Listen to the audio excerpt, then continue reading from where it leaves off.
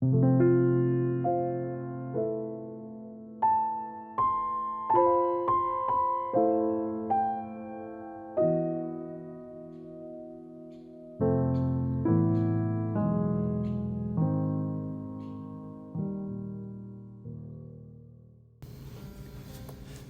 many places around the world, sex is seen as a commodity, an item to be bought and sold. From sex slaves being taken by force to prostitutes selling themselves, there are plenty of examples of people, primarily women, having their bodies viewed as objects for performance. We have spent the last month collecting information and reading into the story of Natasha Trethewey, E.J. Belloc, his photos, and the red light district. We're confident that the information we have is representative of what the writer intended the reader to glean from their reading. We're going to be taking a look at Vignette and the statements it makes about women in the red light district, their restrictive lifestyles, and their objectified performances. The key points to pay attention to are the fashion that it's commenting on, the person of interest in the photos, and the representation of New Orleans red light district. So, as you'd like to start with the photo, Blaze. Yeah, so the photo is of Belloc's opinion of Ophelia.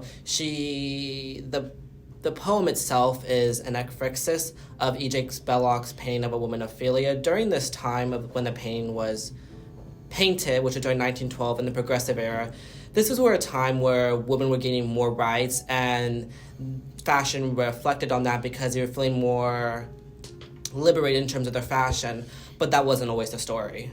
All right. Why do you bring up fashion? Fashion's important because of this idea of contortionism and restricting yourself and fitting into this box. And women did this through this idea of the corset or bustier, which are literally restrictive to the person who's wearing it.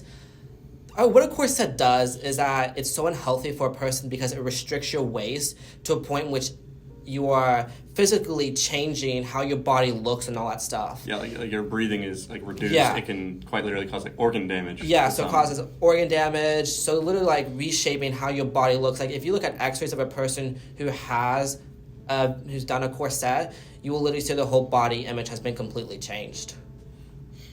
It's probably good to mention that it is directly referenced in the story that the character's wearing a bustier. So the literal restrictive properties are good to mention. Mm-hmm.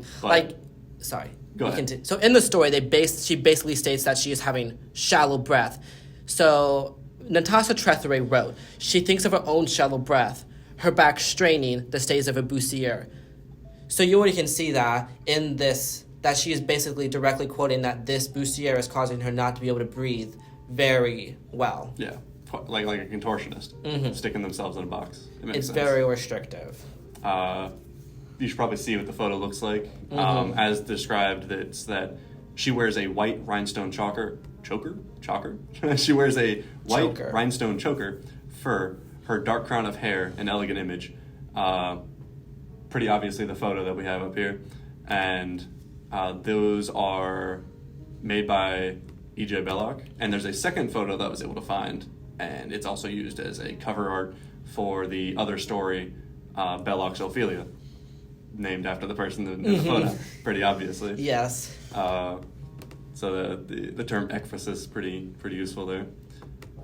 Would you like to explain the red light district, Andrew? So basically what red light district is a part of town that has a lot of different brothels and sex businesses. What's a brothel? It's in like a bar, I think, right? I don't know. A house where men can visit prostitutes. Oh, nice. Yeah. It's just like I'm not going to say the word because it's a really insulting word, but something house. But anyway, there's this area of town, like, goes open a lot at night, where a lot of guys go out and party, go to the club, meet prostitutes, get entertainment, and, drink. And what this kind of did was kind of put a fear in women of the time. Kind of had to, basically, women had to teach themselves to defend themselves, because you're going to have a lot of drunk men that are going to do who knows what to you, go for, things they shouldn't be. Exactly. Yeah. And these women are in fear. Exactly. And you feel like there's certain things you can't do, can't try, because you know that you might get hurt in But response. these women are also these women who are in the sex business are being objectified. Yeah. They're literally putting on a performance every night. And that's their job. Yeah, it's their job, and it's sad to see, like, this is what the women are regulated to, this subclass of individual in which they have to use their body in order to make money, basically. Yeah. Yeah. Very insulting, I can imagine. And you hate to see it. And going off of that, in my source, he states that women, especially in the progressive era, and prostitutes who were working in the red light district were conceived as fallen women. Fallen women? Fallen women.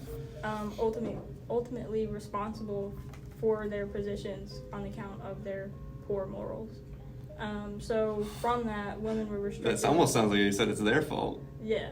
That's not nice. But that's what people back then thought of Yeah. women in the That's red light. awful. Well, way yeah, of because, thinking. like, they had to make, jobs for women were so limited, they had to make money. Because in history, women are always seen as these elegant, they're wearing very, like, Housewives. these pearls, housewives, Fragile. Fragile's a good word princesses, for it. queens, they're beautiful. But what this painting does is it shows what this painting does and what this poem does and what the red light district does. It shows the reality at which women, what they have to do in order to just make a buck or anything. Yeah, that they're forced into this. They didn't have a choice in the first place. Yeah. Yeah. And it's like women were restricted to be housewives or caregivers during this time, and if they were anything other than that, like working at the red light district, they were pretty much objectified into nothing but objects of sexual pleasure. Like, even though, like, women gained more rights in this era, like right to vote and everything, that wasn't enough. I mean, women basically, it didn't really show that women basically could work until really, like, World War I and World War II, where since their men were going off to war, they were the only one there's left to actually work. And they had to help contribute to the war effort. Making the machines, making the ammunition. It really came in as a good time. They that writing did. It kind of pushed into the new era, it seems. Yes. What was the name for that one again? The era that came after? I I think this one is actively called the progressive. This is progressive. Yes. And I guess the it's Roaring called 20s. Yeah, Roaring 20s. There we go. We get the flappers, and they took upon their newfound power, I guess, if you want to call it power. They're more revealing. Yeah. Definitely the corset is not in the same as it used to be. Nope, it is not. No, the only time you'll see that is in, like, period dramas. Yeah. And then I believe that Natasha wrote this ekphrasis to personify the prostitute that Belloc photographed. And in the second paragraph, she says something like, she must be thinking of her childhood, ultimately personifying, is that a word? Personifying. Yeah, personifying the prostitute. It's that she's no longer listening, she's forgotten he's there. Instead, she must be thinking of her childhood wonder at seeing the contortionist in a sideshow. Yeah. And that's where the contortionist, like, thinking of herself being put into a box. So, we've gone over, so far, the photo itself. Yes, we've done with, like, the Tied fashion. into the fashion. The fashion, how, like, where fashion was restrictive in that area, even though women were being liberated and all that stuff because of all the rights they had. Went into the red light district. Yep. With Andrew and Katie. Yep, and how that impacted women and how it kind of put them in a box. And yeah. Anything you'd like to say? And it pretty much restricted them into being objects, especially in the progressive era. So, the sex business has a massive influence on how women are viewed and objectified. It forces them into caged bodies and caged lives that are destructive and inhumane. Today, we've obviously grown away from a lot of those standards, but it's obvious and held in history and the stories written in Vignette by Natasha Trethewey. But even though we have grown away from these, there are still women out there who do have to sell their bodies for work. It's something that hasn't been destroyed or hasn't been destroyed. It's still part of, there are still prostitutes and sex workers out there. Yeah. But we're slowly growing away from that, and women are able to get jobs nowadays. Yeah. So it's pretty good. Good job, team.